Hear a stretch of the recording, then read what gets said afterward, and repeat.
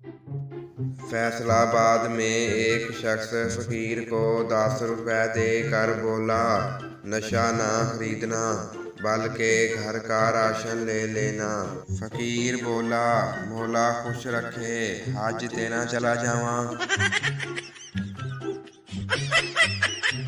एक खातून सुबह सवेरे बगैर मुंह हाथ धोए घर के आम कपड़े पहनकर एक बेकरी में गई और अपनी सालगिरह के लिए केक का ऑर्डर दिया कि मैं शाम को 4 बजे आकर ले जाऊंगी। शाम को ठीक 4 बजे वही खातून तैयार होकर मेकअप करके बेकरी पहुंच गई और पूछा कि केक तैयार हो गया है, सुबह ऑर्डर किया था। बेकरी वाला बोला, आप वही केक लेने आई हैं जिसका ऑर्डर सुबह आपकी अम्मी देकर गई थी। उसके बाद जो हुआ वो पूरे पाकिस्तान ने देखा। बेकरी वाला पिट गया और ऑर्डर भी गया। एक पठान अपनी भाभी को खूब मार रहा था।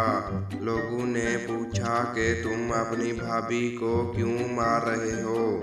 पठान बोला, हमारा भाभी अच्छी औरत नहीं है। लोगों ने पूछा, तुम्हें कैसे पता चला? पठान बोला, ओ यारा, मैं जिस दोस्त से पूछता हूँ कि तुम फोन पे किससे बात कर रहे हो, वो यही कहता है, तेरी भाभी से।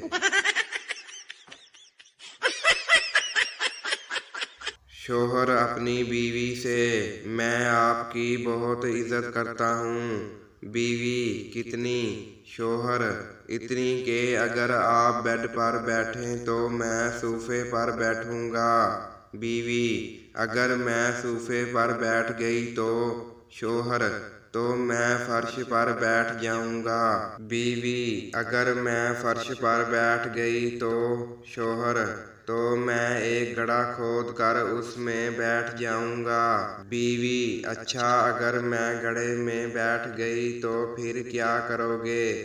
शोहर, तो फिर मैं इस गड्ढे में मिट्टी डाल दूंगा, क्योंकि आपको तो इज्जत रास ही नहीं आ रही।